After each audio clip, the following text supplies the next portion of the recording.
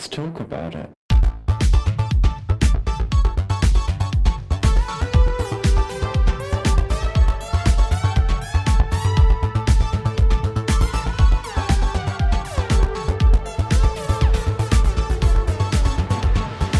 Hello and welcome back to Thicc Radio, the podcast where we talk about gaining, feedism, and everything in their orbit.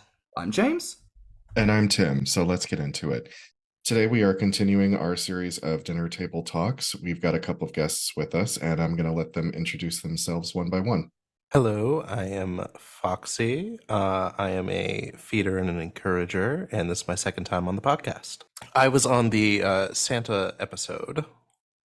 And hi there, I'm FarmerJoe32. You may know me from Instagram. This is my first time on Thicc Radio. I'm really looking forward to being involved with this.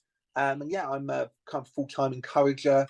I've been encouraging guys for probably 2 to 3 years now, nearly. And just looking forward to kind of getting involved with this a bit more. Well, thank you both for joining us. Foxy, it's great to see you back, and Joe, so lovely to have you on the show. So today we're going to be talking about feeding, which of course is one of those subjects that everyone has something to say about, but not everyone has the experience to talk about it. So today we've got some people who might know a thing or two and can actually speak to some experiences. So gentlemen, are you ready for today? Yes, I am. I am rarely ready, but I am always prepared. Love it. So look, to kick things off, let's talk about feeding just overall. Who here in the conversation today has been fed themselves and who has not? So I actually have never been fed before. I've never been fed. It's never, for me, it's personally, I've been quite happy with the size I am. I've always been quite a slim person. So for me, it's been a lot more about the encouraging side.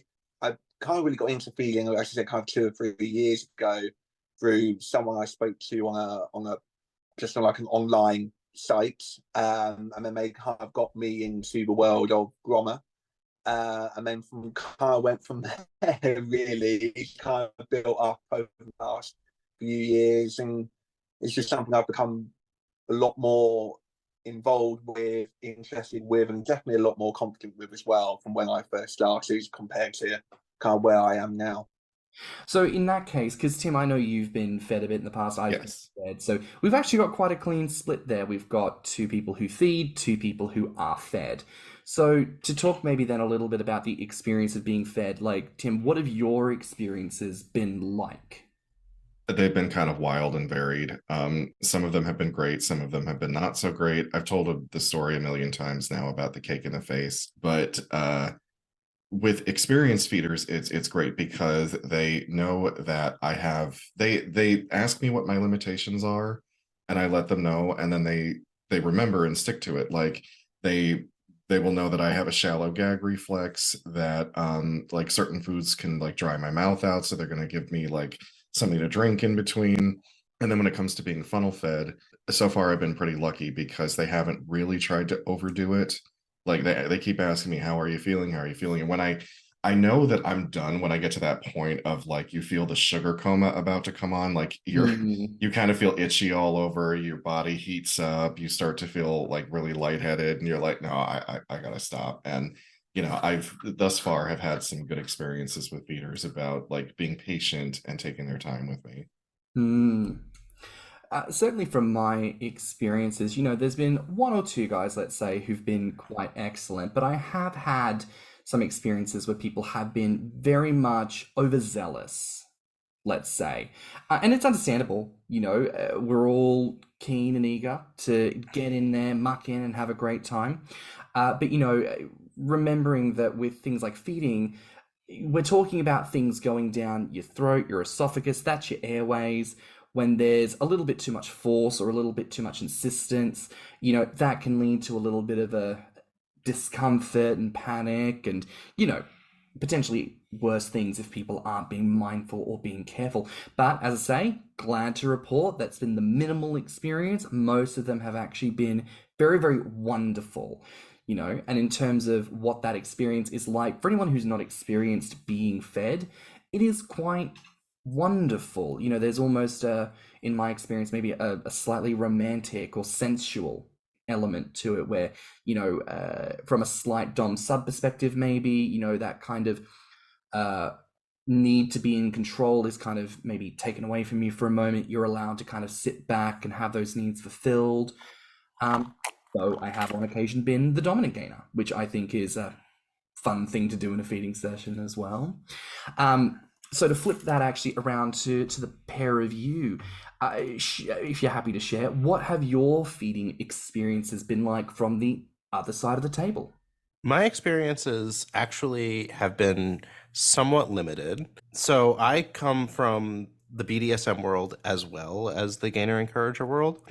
And so I've always kind of approached my feeding scenes a little bit with the decorum of BDSM, where you do a little negotiation beforehand, you figure out limits, you figure out boundaries, you figure out if the gainer wants their boundaries pushed or if they just want to get up to a certain point and then stop or anything like that. A lot of my favorite feeding experiences actually haven't been so rough and tumble. It's been more like just providing companionship and the positive environment to binge or to gorge or to eat a lot, rather than like direct one person is directly feeding the other, or instead it's more like you are with someone and eating with them and kind of just nudging them. Oh, you want another plate? I can get you another plate. Like very casual. And then I've also had scenes where it's like funnel feeding a whole gallon of gainer shake kind of thing. So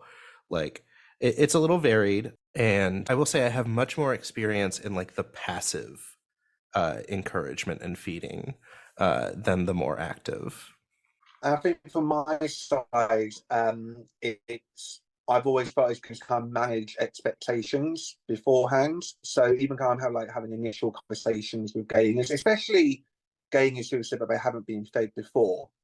I think it's kind of managing expectations, kind of what they're hoping to get from a feeding session, kind of what their expectations are.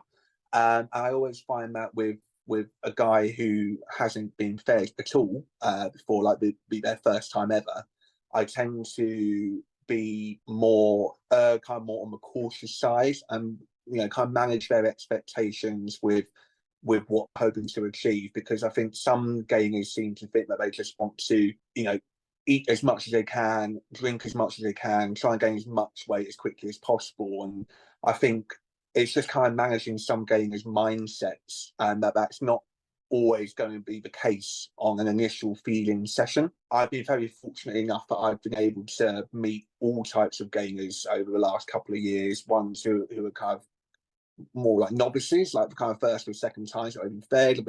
I've met a lot more experienced gainers as well. So I've had many different experiences, but all in all, they've all been extremely positive. But I think it's just knowing kind of what their expectations are. I always kind of ask the question as well, kind of any allergies that they may have, because I tend to I prefer to host. So for me, it's a case of I'm happy to kind of buy food, get everything ready for the guy to come round. But I think it's always good to know kind of what allergies they have, kind of what their expectations are. And then just make sure they have a good time. I think that's kind of like the main important thing. You don't want it to be like a horrendous first time meets kind of thing where they kind of get put off wanting to do it again. You want them to feel comfortable. You want them to feel good in themselves and make them want to come back time and time again. There's also kind of like this responsibility of like setting the pace and setting the scene. To go back to like the overzealousness, I have done feeding scenes where like the gainer got overzealous, and because I was really into how overzealous they were, I didn't manage those expectations, and stuff happened, but like we recovered well from it, and I'm still with my boyfriend after, so it was a Thanksgiving. I made a whole spread for us. He ate like 2 whole plates and then got sick.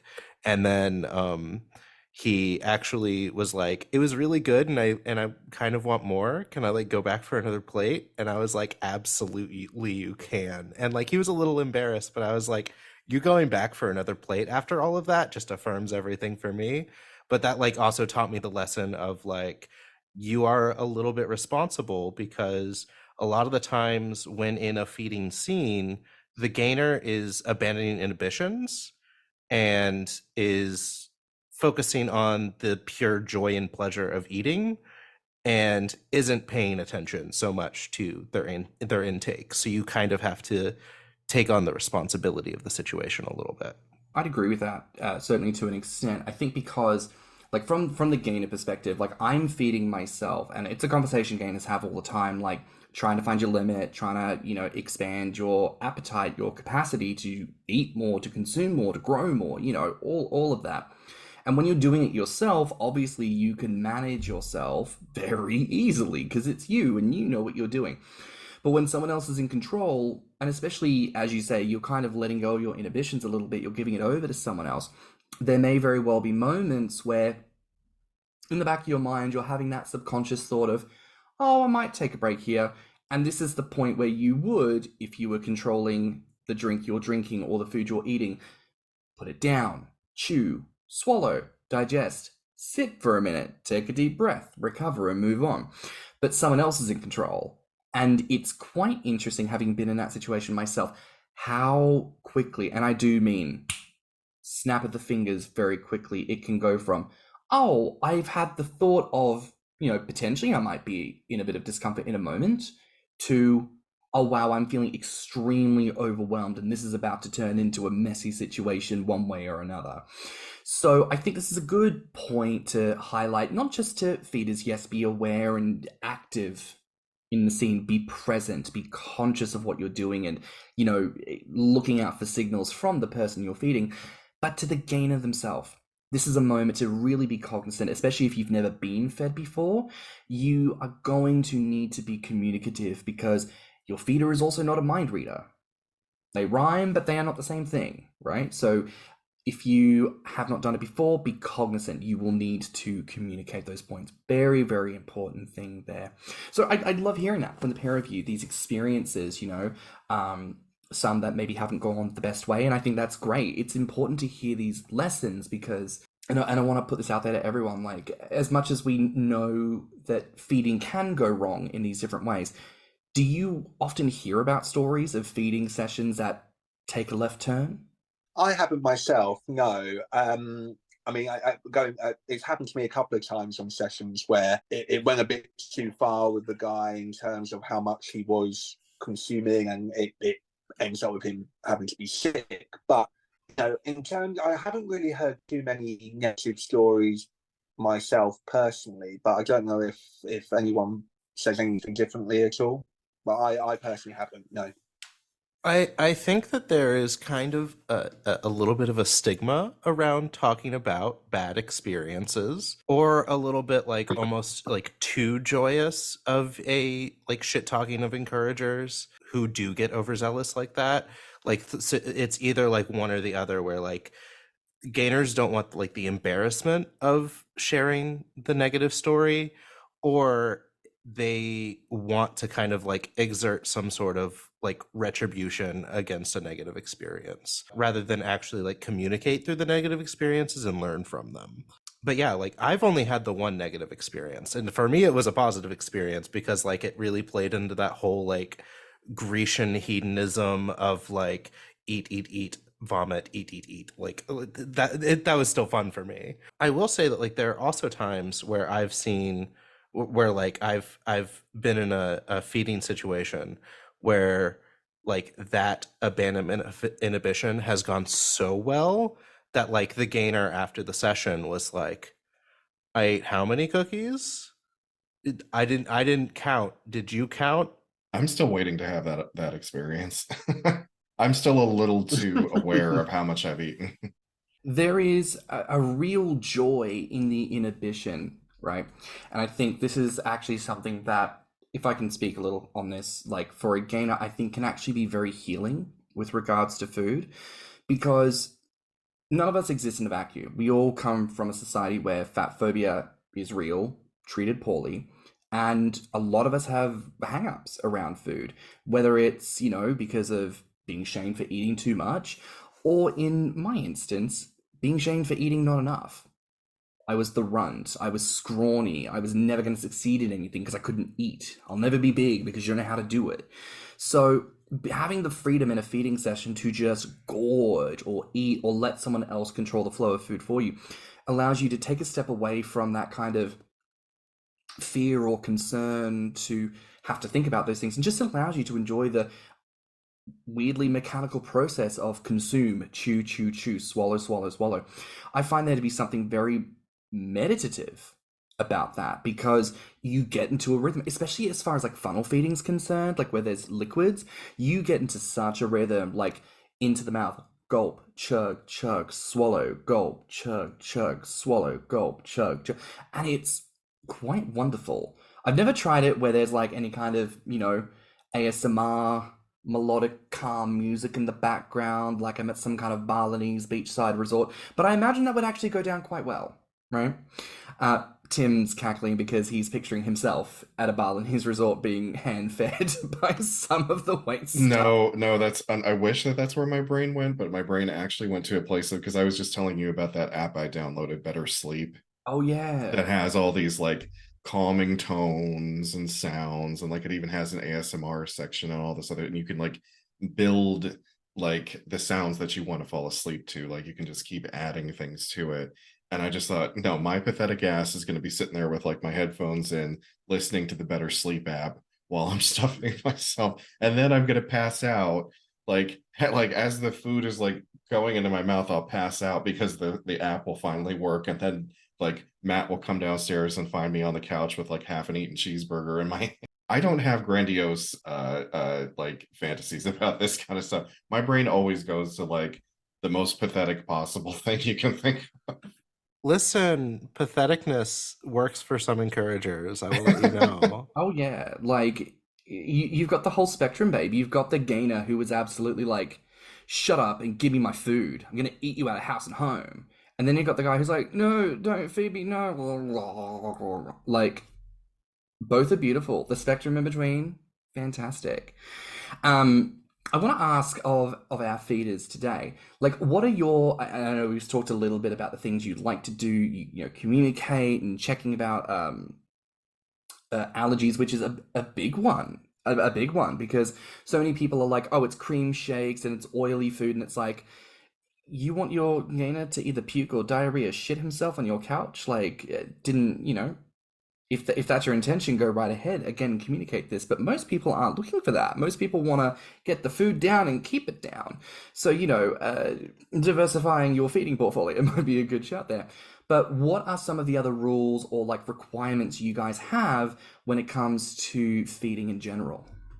I think for me, it's just about laying down boundaries pretty quickly in terms of kind of what, as I said before, kind of managing expectations, kind of how far I, as a feeder, am willing to go within a feeding session. I think it's very important to, as I said before, manage expectations, because there are some gainers who I've spoken to before who want it to become quite in a sexual nature as well. It kind of goes into the realms of, it becomes very sexual in their eyes, which I'm happy to go to a certain length to go to, but I think there is kind of like a boundary as such that I'm willing to go to. So I think it is just about kind of laying down the groundwork and being like, look, this is again kind of what my expectations are. We're going to do a feeding session.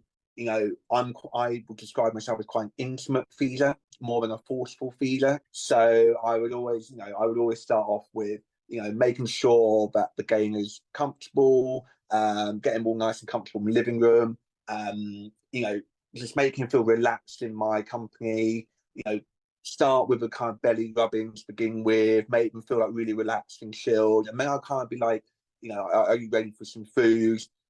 And kind of almost not let them get ready, but kind of just make sure that they're 100% comfortable, and then go through the feeling, get them really comfortable. I personally like a lot of intimacy, so lots of kissing, lots of belly rubs, making the guy feel really good, and then just kind of seeing where things go. But I think as long as you kind of manage expectations from the very beginning, so that the gamer knows kind of how far it may go during a session, I find that works really well for me. So for me, I would say that a lot of the time it really depends on like how casual or how intense the encounter, how the gainer wants the encounter to go. Because like I've had people that are just like, oh, I just want to like come over and do a funnel feeding real quick, and like that's happened before, and it's been like just a very quick do the funnel feeding, belly rubs after, very casual, very not much going on in terms of needing to negotiate. But then I've also had scenes where it's like, okay, this person wants to try an actual like power exchange scene with food. So for that, I have my submissive negotiation sheet. Oh, wow. So for each item, you provide two answers: your experience and your willingness. And then there's a rating scale determining like how much of an interest it is, how like if there's a hard boundary, and then it's just a full list of all of the different acts that you can do for a feeding scene. Oh my God. Fantastic. I would love to talk to you more about this, because I think this would be great to implement, or something along this line to implement during my so I co-host a teaching session on gating and encouraging every year at this leather event I go to, Claw. I think this would be great for just gathering information from the group. But yeah, so like it starts off with like just normal sex acts, very tame, feeding stuff, just like getting fed, binging, grazing. Like, do you want to eat a lot, or do you just like want to hang out while I just like push snacks at you? And then it like can go all the way to the more like fantasy, a little bit more into the more extreme territory. And then also I always leave some spots open for people who have kinks that I've never heard of that they want to play around with. Yeah. So I've only had a couple people want to like do the full negotiation sheet, because I come from like the world of BDSM and everything. I've always like wanted to approach it like that. But for the casual encounters, like someone at the hospitality suite at the Grommr who's just like, feed me cookies, like you don't need to do negotiation for that. But for someone that like wants to come over and like experiment and have their boundaries pushed a little bit, it's good to establish where those boundaries are and how much they can be pushed. I think it's awesome. I think it's awesome and so proactive. Like, kudos, babe. That's great. Yeah, I'm gonna have to ask for a copy of that, actually. Yeah, that's what I said. I mean, I think that'll be perfect for Claw. But yeah, so it all really depends on the scene. Like, I really love the way that Joe does it, where he's like providing a space for a gainer to enter and be like a very comfortable and relaxed space. I think that's really beautiful too. But I do like to tip my toe into a little bit more of like the force feeding and the a little bit of the messy. Like I love when a gainer has so much food in their mouth that they struggle to chew. It's beautiful to me. So I like to teeter on the edge of like a little bit of sadistic joy in the scene as well. So you're a little bit Alexis. I'm a little bit Alexis. La la la la la. Yeah, no, that's fantastic. And if I can actually take a moment here, because Joe is my feeder. So to speak for a little bit here, Joe's obviously expressed things that he likes to do in the space. This is sort of like I joke that we need like a gainer Yelp review equivalent. We'll call it Gulp. So this is my Gulp review of Joe. 5 stars, 10 out of 10. Everything that Joe says about the way in which he'll set up the space. Like, every time I've gone round, it's been an incredible experience. There's never any pressure, that's never any expectation. The food is always there. And in fact, on several occasions, instead of going directly to his place to meet him, it's like, oh, meet me at the Tesco nearby. We've gone through Tesco together and picked out certain snacks or certain treats. And it's been really quite wonderful to get to have that varied experience, And in fact, there was one time, and this was I think it was the height of summer, so it took me some time to get to Joe's. I'd been on the tube. I was a sweaty fucking mess. I was lovely before I left the house, but by the time I got to Joe's, I was not feeling good in my body, right? I felt very swamp-like. So I'm pretty sure I walked in the door and was like, "Can I please use your shower?" And he was like, "Yes, yes you can." And then I just went. I went straight upstairs and I stripped and I got in the shower and I was like, "Music aside." There was no stopping James. No stopping you. Nah, I was, and listen, I don't know if you could smell me as I walked in the door, but I felt horrendous coming off that tube. So that was wonderful, right? Like, and obviously that's not every single time, but that's obviously a relationship that Joe and I have. But it was still really wonderful to be like, actually, if I just shown up and had to sit like being kind of feeling gross and sweaty and still go through with the session, I would have felt, quite off. But that was an opportunity provided that I took, made happen. And it meant that the feeding session we got to have afterwards was exactly what I wanted it to be. So just a little shout out unofficially to anyone in the London or, anyone who can get to London area who might be interested in actually connecting with a decent feeder. Look for the socials at the end of the episode and hit Joe up there. And also for Foxxy, because while we haven't had the opportunity for a feed, girl, I want to take that form with you, and I want to tick every box as willing, because I looked at that and I was like, you know what? Run me through the gamut. Think of it like, what's that American Ninja survival show that they do? Like running the course? It'll be like that. I think every feeder needs to have a sheet like that, honestly. I think that's just the most amazing idea. I think that's brilliant. Genius. It's like, so Joe, the way that you do it already is kind of like a very casual, informal way of doing the sheet, where you're like, what are your boundaries? What are your expectations? What are your hopes? What's like a little fantasy that you have that you normally wouldn't want to, that you be embarrassed to share, that I may be able to like poke out of you a little bit. So like a negotiation can be that casual and that simple, but I have the certain touch of the tism where like the sheet helps, like I'm not kidding, hun. I would get that trademarked and start like offering it up as like a training sheet or something. Like that's really brilliant. I'm kind of like blown away by it, because it's like we have really brilliant people in our community. We have people from all walks of life. We have people from all professions. We have people from all experience levels, but it's like no one thinks about applying any of that to the fetish, and imagine what we could achieve if we did. Oh my God, y'all would be so much fatter. James and I just had the pleasure of speaking to another member of the community who is collecting information via a survey, and it's a very in-depth, long survey that asks a lot of questions to try to compile some data to try and get gainers to like realize maybe what some of their problem areas are or where they're experiencing a blockage, and like helping them to try to achieve their goals. And I'm like, that's fucking amazing, because no one has thought about this until now. It's like, again, if we just took some of our knowledge in other areas of life and applied it to this, we could do so much. I actually recently did I'm also in like a Boys of Leather group here in Texas. And one of our recent meetings was actually like a roundtable discussion on negotiation and on like contracts. And it reminded me of the sheet that I made, and a lot of the conversation was like, it really depends on what you want to get out of the scene and how that determining kind of how casual or how serious the negotiation is. Like if you want to set up like an actual dominant submissive relationship with someone where you are their feeder, you're going to have some expectations for the gainer, and you're going to need to negotiate those expectations. And the gainer is going to have the requirements of the feeder, and you're going to need to negotiate those expectations. And that will lead to, the best possible outcome, which is the gainer getting as bad as possible.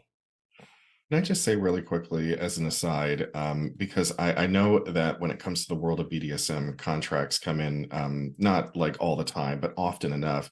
And I know that sometimes that gets made fun of, like, oh, you're contracting sex. Like, how can that be sexy? And like, no, You don't know how good a contract is in the world of BDSM because it very clearly outlines what both parties want, what both parties are trying to get out of it, and then there's no room for confusion, you know, like and of course the contract only matters if both parties take it seriously and adhere to it, but I think they're fantastic.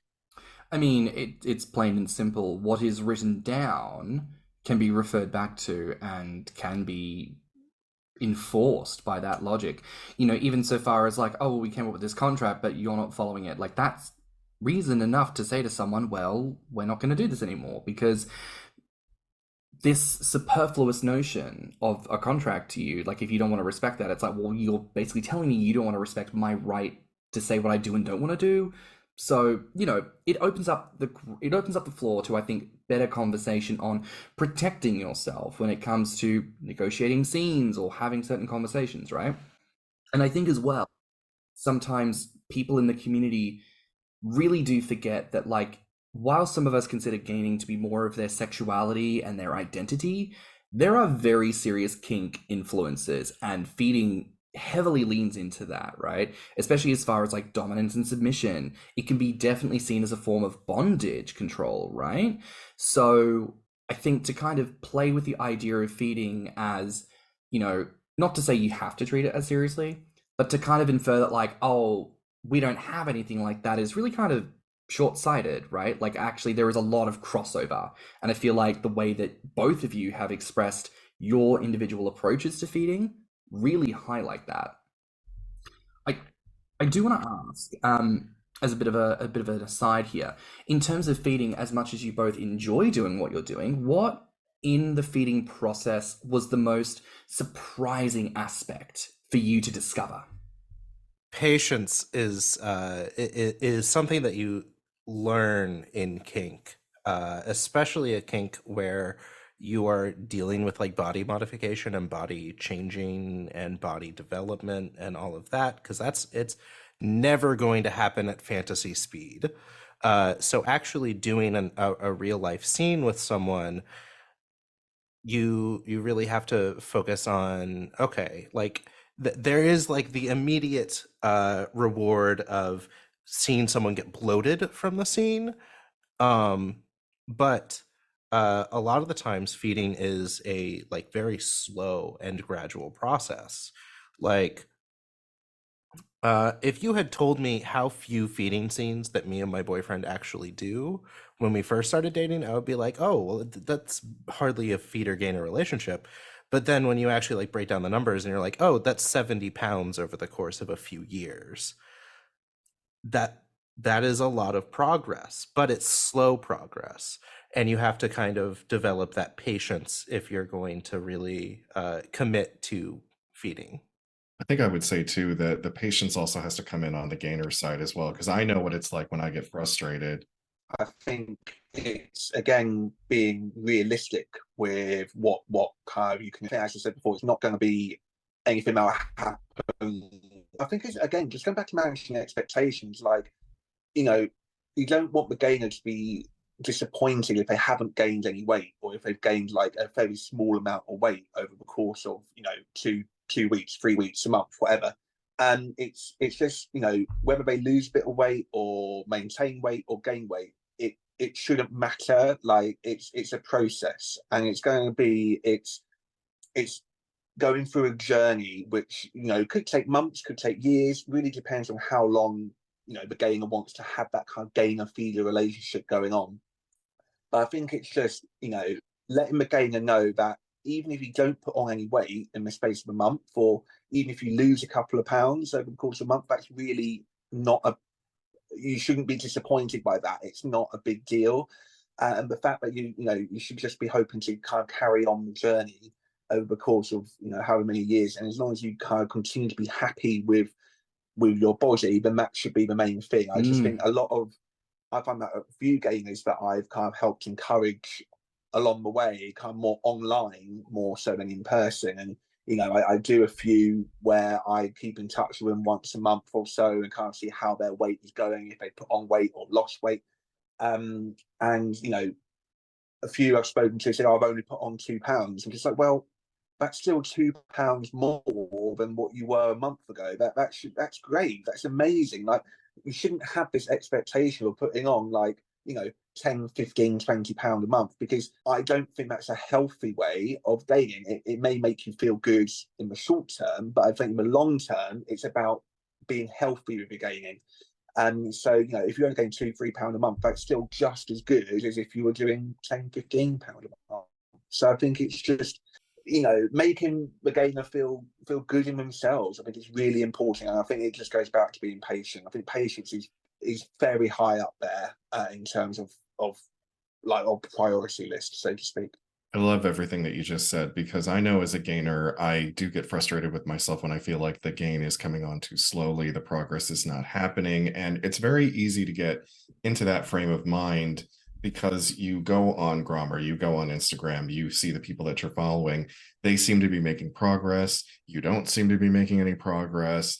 And it gets you into this place mentally where you're like, well, fuck, I'm trying so hard here. I'm actually putting in the effort. I'm not seeing the results. And I don't understand what is not working here, and you begin to feel inadequate. And unfortunately, you will run into occasionally like people who claim to be feeders and encouragers, but like maybe they've never actually done it before. They've never actually sat across from another person and done the thing. And they, again, come in with these expectations on you, and they're telling you things like, well, you should be eating right now. Why aren't you eating? Why aren't you doing enough? You're not getting big enough. You could be big. Like, a lot of negging, which seems like that they see that as their motivational tool, which does not work for me. But, I'd love that you are realistic about it, and like, whatever progress you make, it's progress. Okay, so maybe you didn't put on 10 pounds this month. You only put on 2, but that's still something. And that is the kind of thing that like a gainer like me needs to hear, that, because it's like acknowledging that I'm putting in the effort. And so maybe I'm not reaching my goal as quickly as I wanted to, but the journey is still going forward, The other gainers who need to hear that? Every single gainer that exists. Because when you think about it, right, let's break it all down. We exist in a community of people who uplift weight gain, right? And we'd love to celebrate people who have rapid growth and major growth, because it's wonderful. But when you consider, like, who are the people that we saw as, let's say icons within the community prior to the invention of Grommr, these were people who ultimately gained the weight that they gained over the course of like 10, 20 years. So actually, before the invention of social media in the gainer community, we were gaining at a relatively slower pace. And of course, there's no way to shame people who gain quickly, because if you can do it, great, good for you. But the majority of people hadn't been doing that. And I think the reason why we don't see so many more people being lifted in a certain manner is because the majority of us who do gain in that slower manner. And I think there's something to be seen about that. When you look at a lot of the research findings about weight and weight loss in the world, the reason why no one diet has ever fucking worked, and why no one form of exercise ever works, is because every single body is different. Therefore, there's no one consistent way to lose weight. And therefore, there's no one consistent way to gain weight. When we put that pressure on people, I've seen this person eat 10 pizzas in one go. I've seen this person gain 100 pounds in a year. And if they can do it, you can do it too. It's not helpful, because it creates false expectations that people can't live up to. And similarly, on the feeder side of things, I see these celebrity feeders who apparently are like sponsoring people to have gainer shakes or to go out and have meals every other day. And it's like, in this economy, who's got the fucking money to support another person's entire meal plan? There is this investment in the fantasy, which I think is wonderful, but there is not nearly enough conversation about the factual reality of what it really takes to make this happen. So I think when we look at this conversation today, this is probably one of the first really public major conversations about the realities of feeding in our community that has been around for at least 40 years. Right? People just aren't talking about it. So I wondered to myself, like, what can we do to encourage this? And I think it is to encourage more people to have frank and honest conversations. We love the fantasy of the feed, but we need to talk about the reality of it as well, not just for our health benefits as far as the physical consumption and the rate of our growth, but our mental health as well. That comparative nature where we think to ourselves, I see all these people succeeding and I am not. I am a failure. Like, that is not a vibe we should have in our community. But we perpetuate it when we basically say to people, well, if you want to do better, eat more. Oh, what are you having for lunch? Oh, I'm having all of this. Cool, eat more. Like, that kind of really base level, just kind of reactionary conversation. I don't think it helps.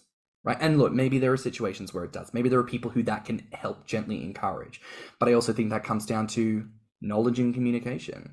Because most people who are saying that to me don't know what I'm doing, don't know my budget. They're just sort of throwing platitudes or words out there. And it's a bit like, if you really want to help, here's my PayPal. Yeah, can I say something about the platitudes for a minute here?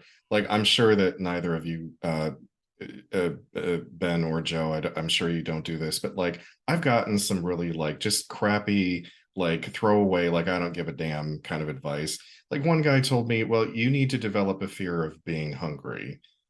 And I'm like, okay, sure. Like just out of the blue, I'll develop some phobia about being hungry, and that way I'll always be eating. Like, thank you so much. That was so helpful. See, so like what I like to do is instead of negging, I like to do nudging, which is more like, hey, here's a little suggestion of like what you could do instead of here's what you're doing wrong. So like to piggyback off of what Tim just said is I've never been like you need to develop a fear of being hungry.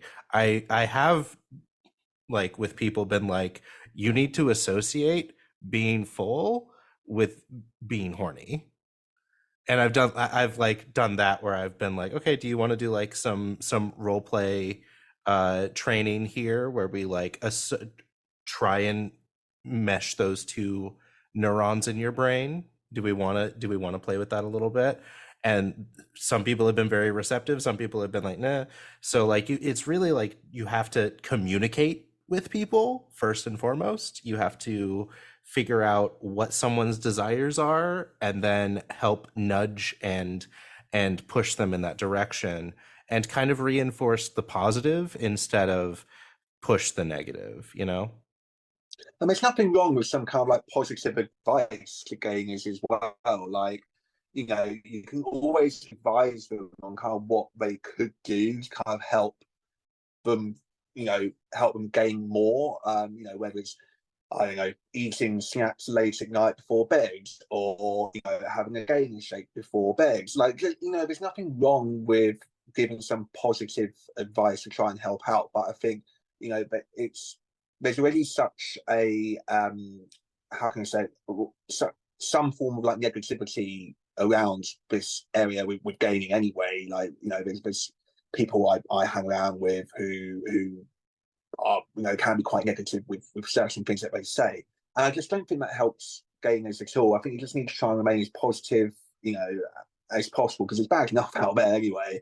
And you just got to try and remain positive and try and help them out as much as possible, because we're all striving and aiming for the same ending, the same end goal, which is to, you know, help guys gain, help guys feel comfortable within their body, help guys be comfortable and confident within themselves. So we're all aiming for the same goal. So we've just got to work together more. I like this conversation. I think it's really good to focus on the positivity. And on that note of the positive, I want to ask for everyone here, like, what is an aspect of the conversation around feeding that we haven't touched on yet? Marijuana. Tim, you got something to say about that, baby?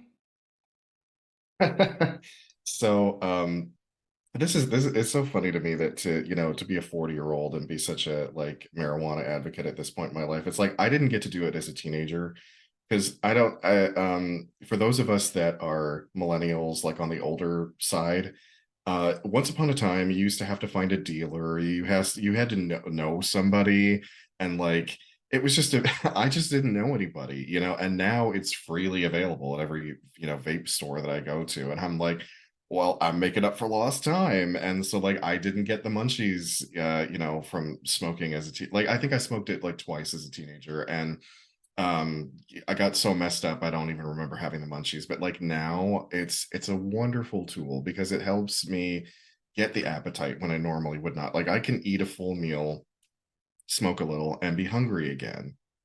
And I'm like, this is fucking fantastic. I've wasted so much time not using this.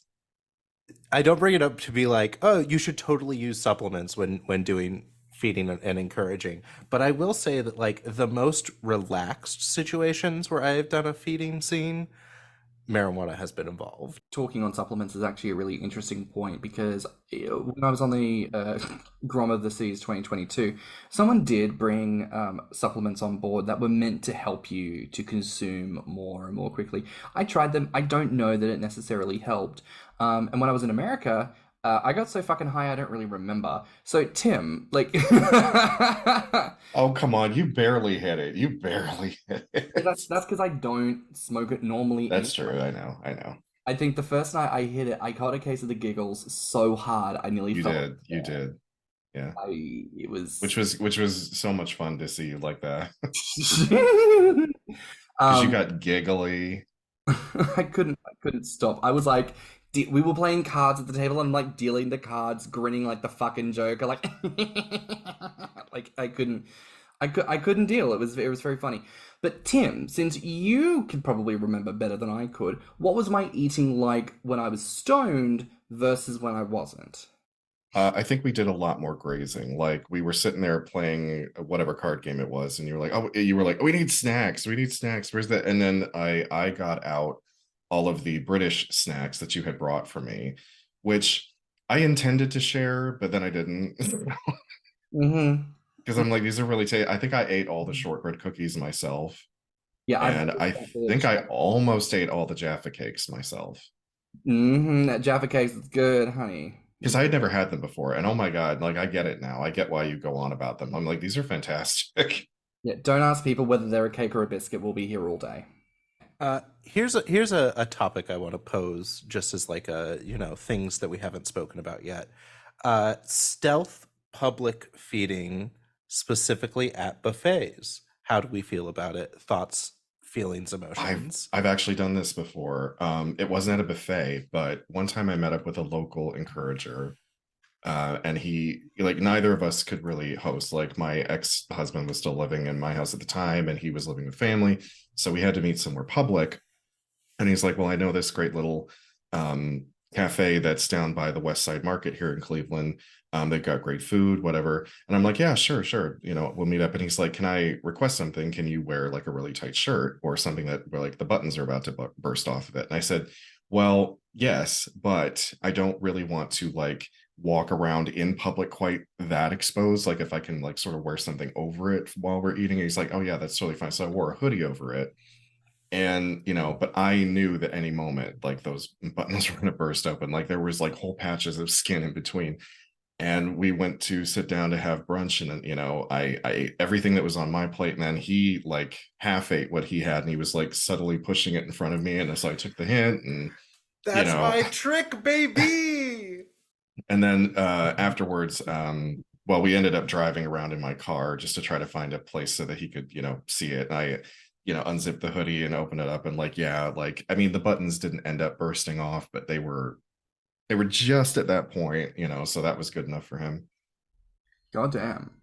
Well, I've never had that, but Joe, do you want to make a plan? We'll get a buffet somewhere sometime. I think that sounds like a good plan, James. I've done it once before with a guy, inviting him down to mine. We actually went out to a all-you-can-eat Chinese buffet place, much coming from his side of the table. Like it was just like, yeah, it's just a bit of a weird. I don't know if it's because it was the first time I've done it, and also the first time I think he's done it that way. It was all just a little bit of a weird vibe. It just wasn't really working how I kind of imagine it would be. And so it definitely something I'll be up for again. So James, I'll await your invite and we'll sort something out. We will indeed. So this is like a thing that Mike and I do all the time, where like we'll go to a buffet and then he'll get plate after plate after plate, and I'll tease him a little bit about like how much he's eating. And because flavor fatigue is his big thing, he can just keep going and going and going and going at the buffet. So like the two of us were sat down, we were doing a buffet in Vegas, and we look over next to us, and there is this couple. It's a much larger man with like a woman who's like, maybe 250 pounds. Not necessarily a fat woman, but she's getting there. And we kept seeing the man get up and go get more plates of food and come back to the table and place the food in front of her. And we're like, oh no, there are other gainers in this buffet doing a scene right next to us. So yeah, no, it's a very fun little like bit of stealth public where like you know what you're doing, but not necessarily everyone around you knows what you're doing, and it can be very fun, very sexy. I love that. Also, I love Yeah. that term flavor fatigue because that's what I experience. Like when people have told me, like when they say like gaining on a budget, or they say like just eat no matter what it is, I'm like, but I get sick and tired of eating the same thing. I need variety of food because I can't stand, like I could eat 6 packs or 6 cases of ramen noodles if I wanted to, but I don't want to because that, one, sounds really boring, and two, I'm gonna get so sick and tired of that taste that I'm not going to want to eat it. I've got to say this, right? Because I know I've talked a little bit before about like what I do in terms of like budgeting, in terms of food intake. Like every single week, I have a food grocery shop that gets delivered to my house. And when I talk about this with my partner, the conversation is always very thorough. It's like, oh, let me read out to you what's already on the shopping list. I'm like, no, no, no, no, no. We're going to go through section by section. First is breakfast, right? Then we do lunches. Now let's talk dinners, and we do a meal plan, and we make a point to date check, you know, the quality of ingredients when they come in, so we need to rejig things we can. And then we look at snacks. We look at soft drink that goes in the fridge. We also look at what I call suppers, which are basically like frozen meals or frozen shit that can just go in the freezer so that when we're hungry, we can have it. Because ultimately, economically, living here in London, state of the world at the moment, it is a lot to do a takeout. It's a lot to do meals. So when it comes down to trying to budget most effectively for that, and also to account for things like flavor fatigue, texture fatigue, things like that, best thing you can do is plan to have all of those different things all around you all the time. Physical snacks are always within arm's reach for me, and there is always something sweet, there's always something salty, there's always something jelly, and there's always something chocolate. Like 4 things without fail, must always have. So Yeah, so like Mike has so he does gaining bursts because on the daily he is maintaining because he has a pretty fast metabolism still at 300 pounds. Like if he is not actively gaining or actively maintaining, he will just passively lose weight. So when he's actively gaining, he has like a specific regimen that like he plans out where like he has his nightly boost, and then he has like an assortment of snacks that he has every night that like just tops, you know, an extra 1,500 calories onto his day or something like that. And then yeah, recently I took my replacement daddy, who I've been talking to, who is a gainer, and got him some desk snacks for his work, and because I would be like, oh, it's Tummy Tuesday. Are you staying topped off and everything? And he's like, I don't have any snacks at work, and I'm like, okay, I'm fixing that. We're gonna fix that. Okay, so took him to the grocery store and just like filled up a cart with like $30 of snacks, and just like to make sure that like he always has something to nosh on. So like grazing, like encouragement of grazing, is almost as important, if not more important, to long-term gains than like an individual feeding scene.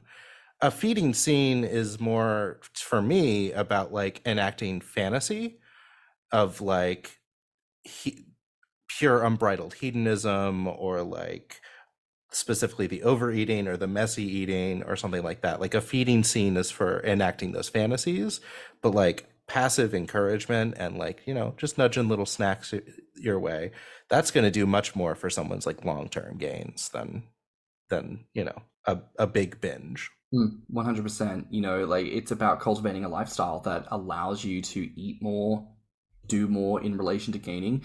And if you want to help someone along with that, you've got to help them along in all the little ways, not just the big ways. Look, guys, this has been an incredible episode, I think. And honestly, I think there's still so much more to be said about the feeding experience. But to round things out here, I'd love it if everyone could give me a piece of advice for gainers and feeders. Like, what is something that you would encourage people to consider when it comes to the feeding experience? I think for me, it's just just don't feel under pressure. I think it's all about enjoying the moment there and then, enjoying the process. Don't take anything as a negative. I think it's just about enjoying being in someone else's company, enjoying the process, enjoying the gaining process, and just don't feel any pressure at all. Like there's absolutely no pressure, no matter, as I said before, no matter how much you gain, how much you don't gain, just be happy in yourself. And I know that's easier said than done, but I think, to have there's a great group of gainers and encouragers both out there who I've been speaking to over the last 12 to 24 months. It's a great bunch of people. And I think just get yourself out there, get yourself in the community. I'm definitely going to try and get myself more in the community in the next 12 months or so, and maybe try and go to like Grommr events. I'll go ahead and piggyback off of that. Advice for encouragers and feeders specifically: go to events, go to Grommr, go to events, and actually talk to the people that you lurk on or that you only message when you're horny. Like, actually communicate and talk and sure, you can play up a scene where there's a lot of objectification going on, but communicate first. Talk first. They're a person first, gainer second. Yeah, the waters can get a little bit muddy depending on who it is. Like if they enjoy piggish behavior, if they enjoy humiliation, it's like. But again, you got to set that up right away. If you're a gainer who loves to be humiliated, let your encourager know that up front. Like, tell them, I like to be called pig. I like to be called slob. I like to be degraded a little bit. I like to be told, look at you, you big fat fuck, stuff like that. Yeah, I feel like we've been a little bit like gentle and virtuous through this entire thing when we're like talking about specifically like kinks associated with like specific depravity and like hedonistic behavior that can be a little like ethically fucked up sometimes, but it's as long as it's all consensual and it's all like built and constructed and communicated, like building that environment is helpful and in some cases healing for people that want that environment where they can, abandon the ethics a little bit and just enjoy the pleasure of it. 100%. Yeah, it's all wonderful if that's what you want to do. But what was I going to say? Just my advice is again back to manage those expectations on both sides. If you're a feeder, manage your expectations about what your gainer is capable of doing. If you're the gainer, manage your expectations about what you are capable of doing. Mutual respect and safety is another thing that I think take into consideration is safety. Like if you're being funnel fed, there are risks involved with that. You could choke, you could aspirate into your lungs. You have to be cognizant of what is going on, and like the two of you have to work out a means of communication. I've had a situation where I was on the opposite side, where I was the encourager doing the funnel feeding, and I let the gainer know, I'm like, give me a hand signal or like tap me or something. You need to let me know when it's going too far or if a problem has happened. Never forget that a lot of these kinks can have dangers associated with them. Yeah, literally don't get into feeding or encouraging if you don't know the basics of choking first aid. Like, it's not for you until you do that. Like it's part of the responsibility thing. I think that a really great tool that I actually learned from asphyxiation classes is a drop. So like have someone hold something that like jingles if it hits something. And a lot of the times with like choking or aspiration or asphyxiation, you're going to be more likely to go limp and drop something than you are to like raise your hand or say something, so like a drop is a great safety tool. And also, like if you don't know basic first aid, don't get into feeding and encouraging, period. Well, look, to round out then, my honest advice, and we've kind of touched on this, throughout the episode and just now, but communication, it all comes down to communication, much like we've determined, like a BDSM scene, like anything else that you do in life involving other people, you have to communicate and you have to be open about that. I think sometimes in kinky spaces, we have this weird thing where we don't want to say the ground rules. We don't want to say the thing that takes us out of the fantasy because we think that that's boring and it ruins the moment. But like, it is for your safety, but it is also for the benefit of other people. Like, if I know what's going on, everything will be fine, and vice versa. So listen to one another, communicate, ask questions, and perhaps reach out to someone about a little document they've put together. Perhaps they will be very kind and let you see it. But that brings us to the end of this week's episode. Thank you both so much for being here. Now, thank you. Where can people find you online? Bitch is branded. I'm foxxybenedict on all platforms. I'm really enjoying BlueSky these days, but I'm most active on Instagram. And if you want to actually specifically message me or talk to me, most likely I will respond on Grommr. So I've got a couple of Instagram accounts, an encourager one, FarmerJoe32, also have a civilian one, and just DM me if you want to know that. And I'm also quite active on Grommr, so I'm under FarmerJoe. So yeah, I'm pretty much on those most of the time. So anyone wants to just drop me a message and I'll reply as soon as I can. Fantastic. Well, that's a wrap for now here on Thicc Radio. Please remember to like and subscribe, rate us 5 stars, and leave us a good review. If you liked this episode, the podcast, or just us in general, share it with your friends and encourage them to tune in. You can find me on Instagram, BeefyFrat, Stuff and Show, and Oh My Nom at stannum. And you can find me on Instagram, Twitter, YouTube, TikTok, and BeefyFrat at ThiccMouse. You can also look us up on Instagram, YouTube, and TikTok at Thicc Radio, or at our website at www.podpage.com/Thicc Radio. If you want to submit a voice note, you can find the link in the show notes. And if you have any questions or ideas for episodes, you can reach us at thethiccradio@gmail.com. So until next time, bye, Fats. Bye, Fats. Oh, bye, Fats. Fats. Let's talk about it.